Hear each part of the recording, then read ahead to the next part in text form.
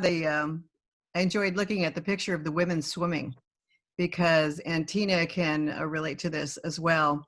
I was a lifeguard and I taught swimming, and I was a water ballet instructor, and I also was a synchronized swimmer, and yet I could not play water polo at school because we didn't have the opportunity to do that. So guess what? I played with the guys.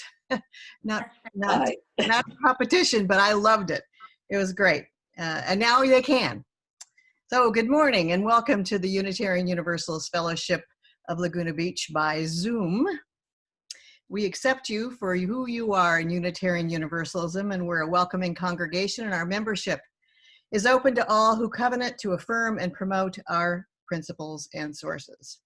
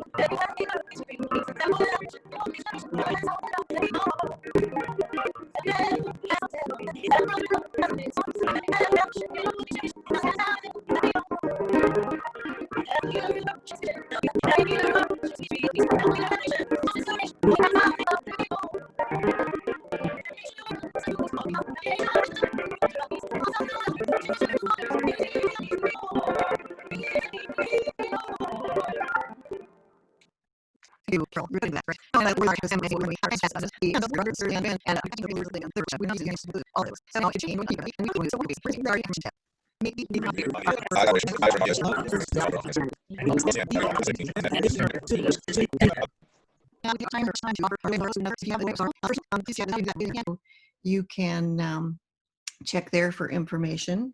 And if Dale, if you're having a problem, here we go. There we go.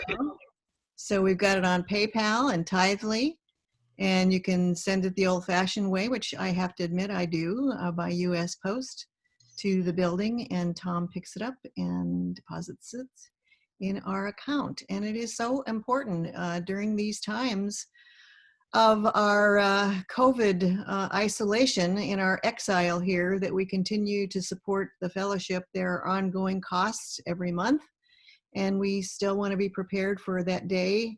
Hallelujah, perhaps, hopefully, sometime in the future when we will be together again physically.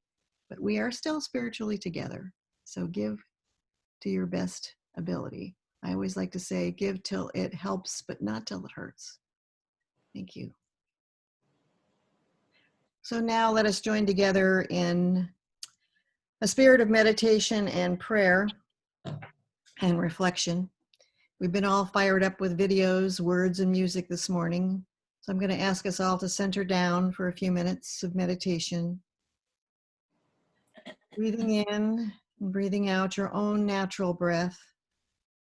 Letting that oxygen energize your body, yet soothe your soul. Listen again to the words of Unitarian Universalist minister Reverend Kathleen McTeague, which I have adapted for today. She wrote, "Here in the refuge of this Sabbath home, we turn our busy minds toward silence, and our hearts are full toward one another. We are more together through the mysteries, the bright surprises of birth, and the shadow questions of death. In our slow walk between birth and death, we will be wounded, but we will also be showered with grace, amazing and unending. Even in our sorrows, we feel our lives cradled in holiness, which we can comprehend. And though we each walk within a vast loneliness, the promise offered here, in this fellowship, Unitarian Universalist Fellowship of Laguna Beach, we don't walk alone. We never walk alone. This is a holy place in which we gather, even on Zoom. The light of the earth brought in and held, touched then by our answering light. The flame on a chalice, the flicker of a candle, the lamps of our open faces to each other brought near into this place of silence and celebration, solemnity and music. We make a sanctuary here, and we name it our home. Let's spend just a few moments in quiet contemplation.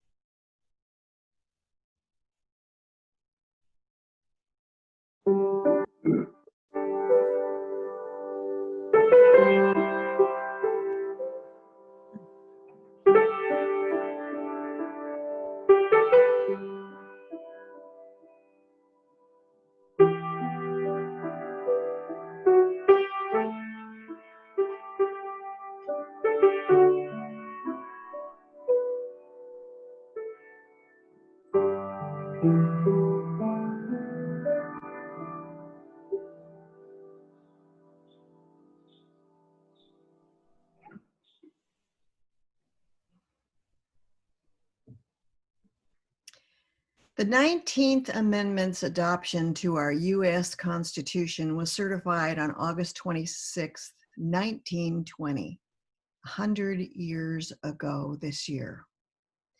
This was a culmination of decades-long movements for women's suffrage at both state and national levels, which heretofore had been denied based on a person's sex.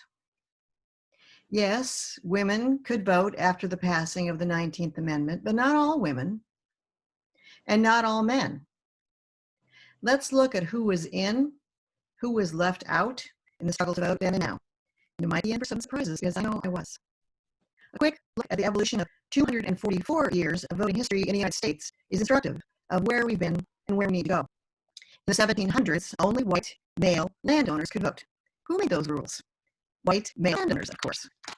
Jumping way ahead to 1848, prominent abolitionist activists such as former slave and author Frederick Douglass and women suffragettes advocates, whose names you probably know, Susan B. Anthony, Lucretia Mott, and Elizabeth Cady Stanton.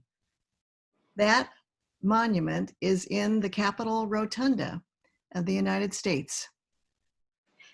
These women convened together with many others for the first time in Seneca Falls, New York.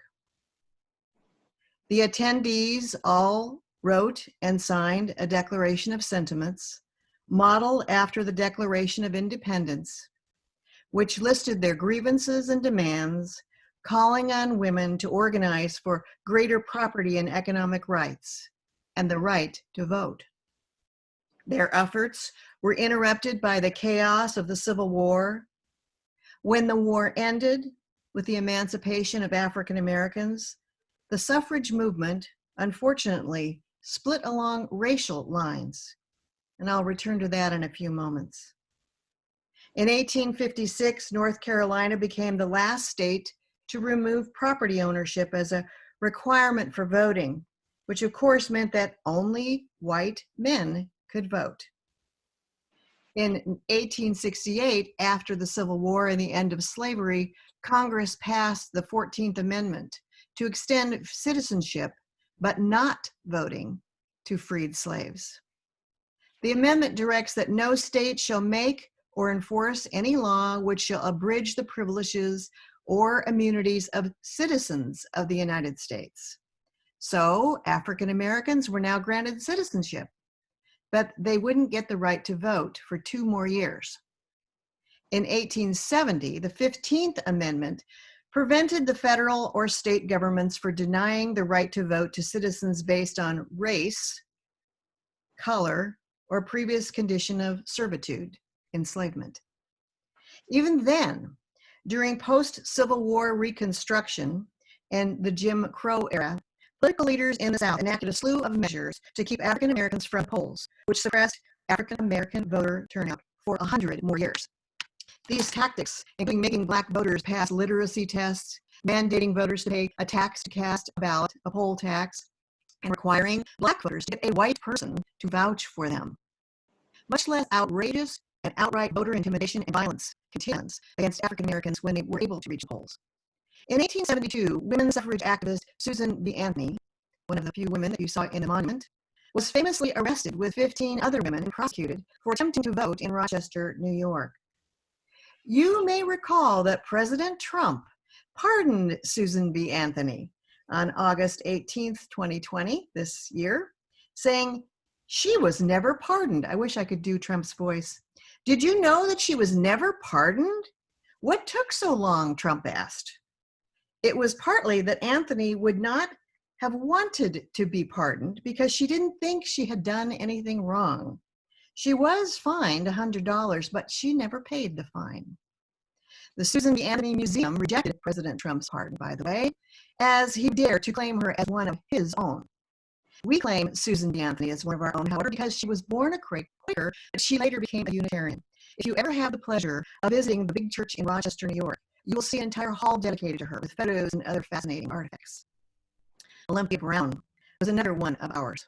While very women were able to graduate from college at the time, she received her BA from Antioch in 1860, and she became the first woman graduate of a regularly established theological school, St. Lawrence UU.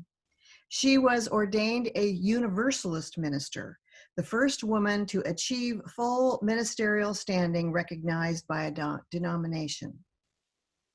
As a young minister, Olympia Brown took an active role in women's suffrage in the movement and was one of the few original suffragettes who lived to vote in the 1920 presidential election. For decades, women in the suffrage movement marched, lobbied, were persecuted, went on hunger strikes, and were jailed, sometimes for using more militant methods. And they were put in rat-infested cells, given rotten food to eat, and more. In an exhibition by the New York Museum, artifacts showed that suffragettes pioneered many of the innovative political tactics that we know today: lobbying elected officials, creating flyers, making name badges, using political cartoons, which I love, as you've probably seen on my Facebook page, to bring attention to their public protests, organizing statewide and national suffrage campaigns, and going door to door to convince male voters to vote for statewide suffrage initiatives. And they picketed the White House. One very important ingredient in the fight for women's suffrage is the important participation of women of color, mostly Blacks. While some of us know about Sojourner Truth, former slave and famous abolitionist who wrote, "Ain't I a Woman?" many do not know that she delivered that speech at the Seneca Falls Convention in 1848. And again, she delivered "Ain't I a Woman" at the Women's Convention in Akron, Ohio, where? At the Universalist Church in Akron in 1851. What we do not know are the stories of many other Black women. And some of them are quite well known, however, like Ida B. Wells. Ida B. Wells was a newspaper editor and a journalist who went on to lead the American anti-lynching crusade. She worked closely with both the African American community leaders and the American suffragists. Ida B. Wells worked to raise gender issues within the race question and race issues within the woman question. I graduated in the Ida B. Wells Hall at the University of Chicago. There are so many other suffragettes of color who were much lesser known, even as they also battled both racism and discrimination. You may be familiar with the use of "say her" or "say his name" when someone has lost their lives or been abused. So I just want to say a few names of women of color, like Dr. Mabel Pinwa Lee, She came from Hong Kong as a little girl in 1896. She graduated from Barnard College. She received a PhD in economics at Columbia, and she was the first Chinese woman to do so. She was very active in the New York suffrage movement. Nina Otero Warren deftly negotiated between Hispano, Anglo, and American Indian worlds throughout her life. Politically active, she insisted that suffrage literature be published in both English and Spanish in order to reach the widest audience. While many 19th century women's rights advocates got their political start in the anti-slavery movement, not all, unfortunately, were keen on seeing Black men leapfrog women for voting rights. With the 15th Amendment, and they aggressively, women suffragists, aggressively sidelined Black women from the movement. Black suffragists were often relegated to the back of the big parades for the movement. One particular woman that each of us as Unitarian Universalists should know, not only because she was a member of both the Unitarian Church and the African Methodist Episcopal churches in Philadelphia, but at a time in America when the majority of Black people were enslaved and women were rarely encouraged to have political opinions, much less share them in public, Frances Ellen Watkins Harper, a real shero, became a genuine celebrity as an orator, second only to the abolitionist Frederick Douglass in terms of prominent African-American writers of her era. She was also a poet, an essayist, and a novelist, Frances Ellen Watkins Harper. Harper was convinced that women's suffrage could not be achieved unless Black and white women worked together. In 1866, at the National Women's Rights Convention, she told the crowd, "We are all bound up together in one great bundle of humanity, and society cannot trample on the weakest and the feeblest of its members without receiving the curse of its own soul. You tried that in the case of the Negro," she said. "You white women here speak of rights. I speak of wrongs. I, as a colored woman, have had in this country an education which has made me feel as if I were in a situation of Ishmael, my hand against every man, and every man's hand against me. While there exists this brutal element in society, which tramples upon the feeble and treads down the weak, I tell you that if there is any class of people who need to be lifted out of their airy nothingness and selfishness, it is the white women of America." Meanwhile, Native American and Asian American women were often denied citizenship by the federal government, and of course that meant they could not vote. It was not until Congress passed the Dawes Act in 1890 that Native Americans could gain citizenship, but only if they renounced their tribal citizenship. In the late 1910s, they, along with other minority groups, could be granted citizenship and then therefore gain the right to vote.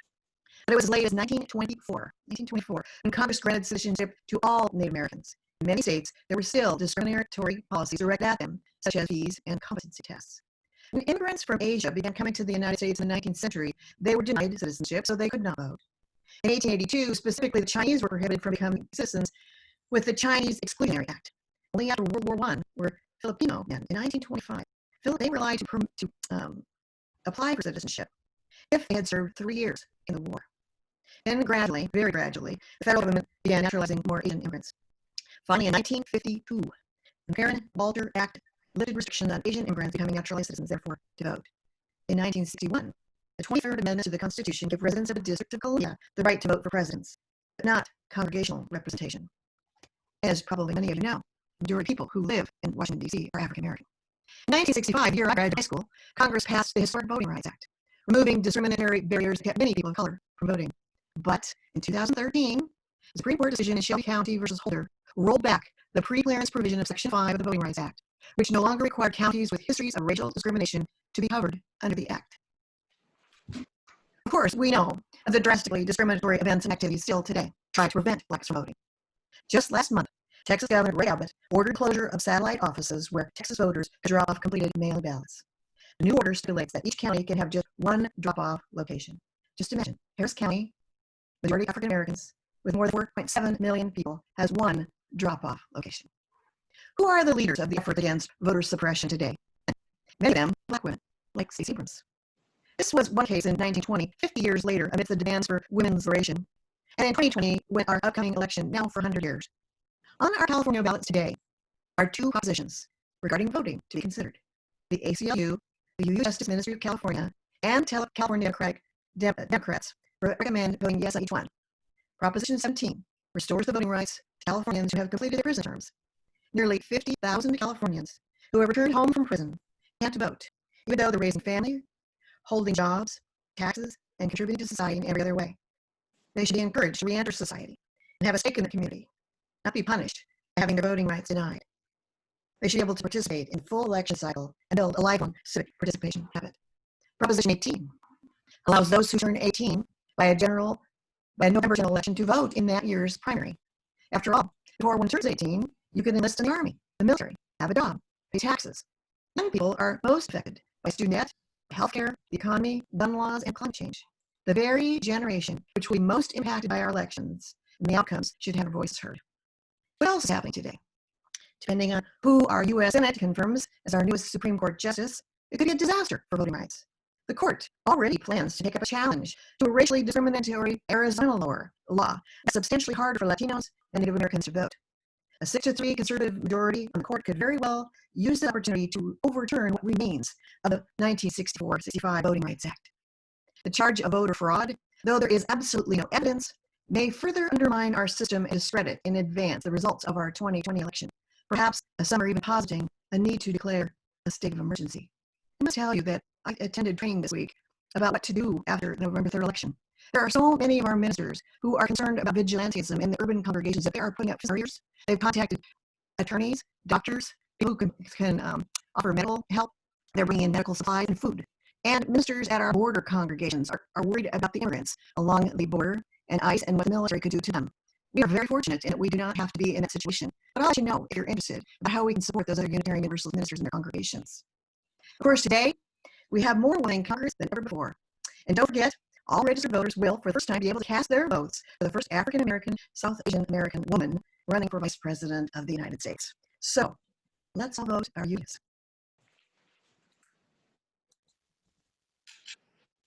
Black Lives Matter. Women's rights are human rights.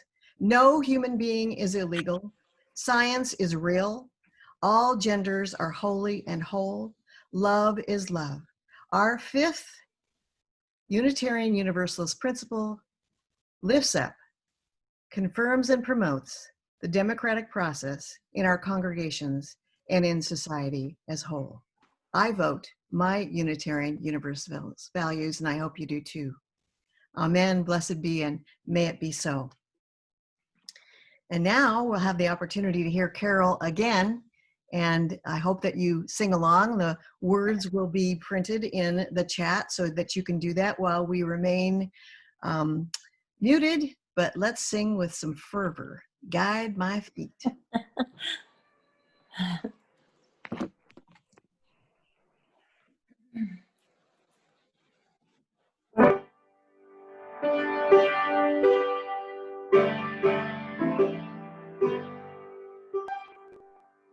Guide my feet while I run this race.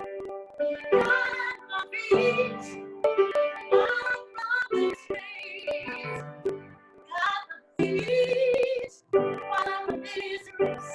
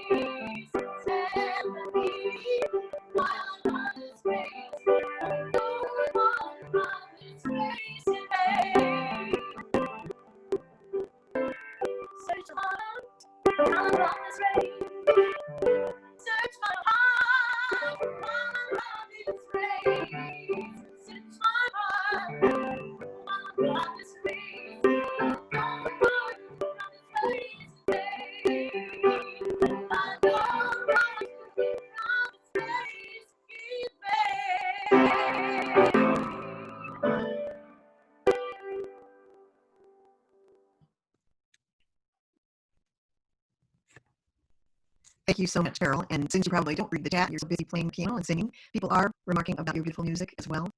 Oh, thanks. You're welcome.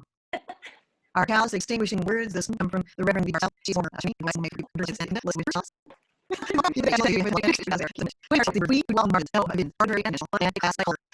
round pieces of ourselves and blur the edges. By being who we are, by expanding our circle. Beyond boundaries, we multiply possibilities, languages, costumes, practices, rituals, ceremonies.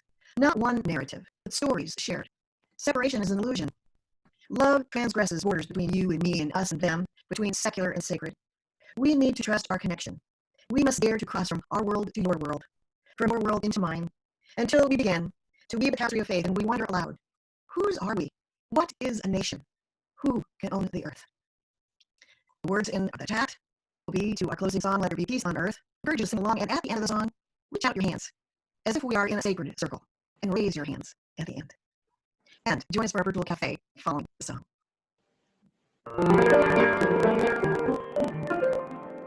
Let there be peace on earth, and let it begin with me. Let there be peace on earth, a peace that was meant to be.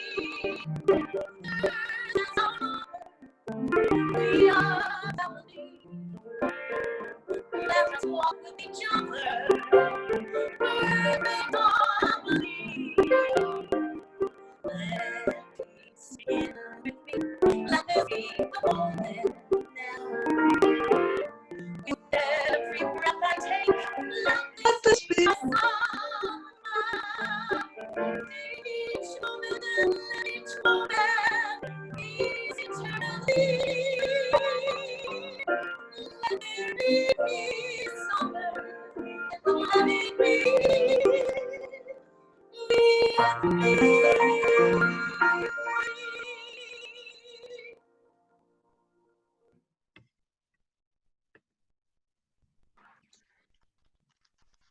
I want to take a second, if Dale would put up that picture of Gloria Steinem and Dorothy Pittman Hughes to say something about them. Writer, political activist Gloria Steinem emerged as a powerful voice for women's rights at a time when many Americans viewed feminism solely as a white middle-class movement. In provocative articles such as After Black Power, Women's Liberation, Steinman argued that inclusiveness across racial and economic boundaries was central to the campaign for gender equality. To underscore that point, that all women, regardless of race or class, had a stake in this struggle, Steinem joined forces with activist Dorothy Pittman Hughes, a leading child care advocate. In 1970, they embarked on a series of high-profile national speaking tours to galvanize grassroots support for women issues. In this formal studio portrait, published in Esquire magazine in October 1971, Steinem and Hughes signaled their solidarity with the raised fist salute, popularized by members of the Black Power movement. The two of them created Ms. Magazine. Thank you.